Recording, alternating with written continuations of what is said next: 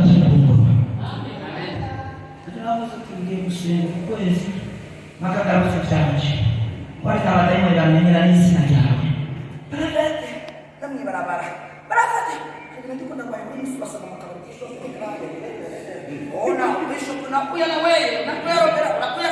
Nakapose ukabona abantu mani ndinde burya ntaki kuko mutabaza gushinga burya ninze byinshi muri nadufashisha. Ariko amazina ntaza gushika. Wamanigishe nishobokere nigishe. Kandi abafite ubuzi bwaka. Abamita byaje bashaka. Ejaje kumanda bakizo.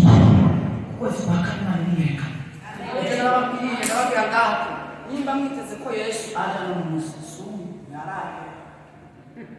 Kuko hari ibimenyetso byinshi.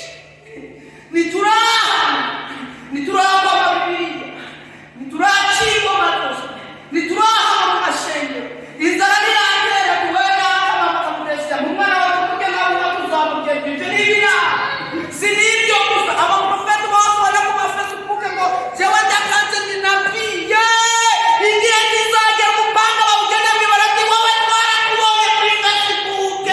Uri muri bana ha kubera nakwiyegeza bizaba bikihanya. Munawo ngo turakora ibitangaza ngo bana bamiliyoni isumu umviriza we. Igihe kizagera aho leta kuba.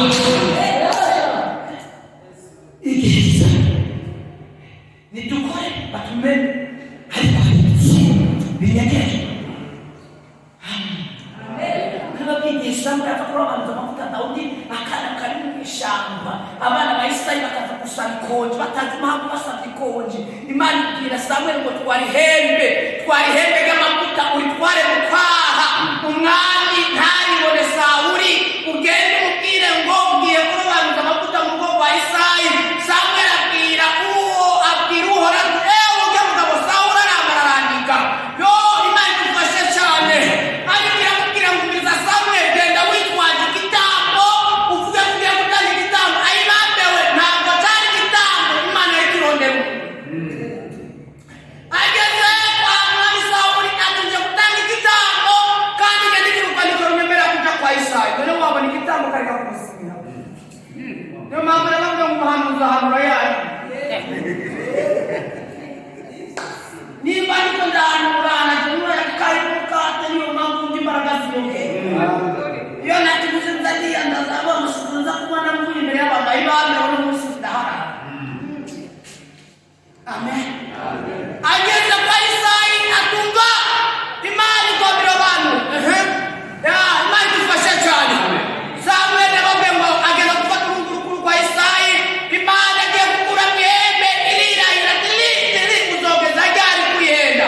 Afata umwana wa kabiri akuye mwembe n'amakurwayo riguma mu kwaha kugira ngo ugeze mugenzi izagera. Nuko bakuka ihembe ry'Imana rizasohorera. Ngira ngo ugeze mugenzi izagera. Amina. Amina. Amina. Maze Isaya Imana ugatumiriza. Mbega Samweli ahamagara Isaya ndakubaze mu gutwi. Uko nokubariza hejuru ibijenerali n'ikoloneli byandika. Mbega ndakubaze mu bwana bwose cyangwa mu bategeka ufika n'aba gusa. Akivuga iryo jambo gusa yumva rya hembe ritanguye gukura mu kwaha.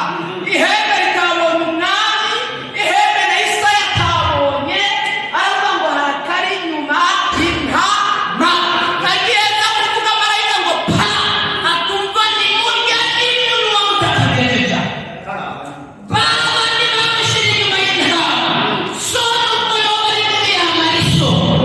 Aya n'amavuta. Aya n'amavuta. Imiswaro yanarukiye mu maso kandi nakugusubiza aya n'amavuta.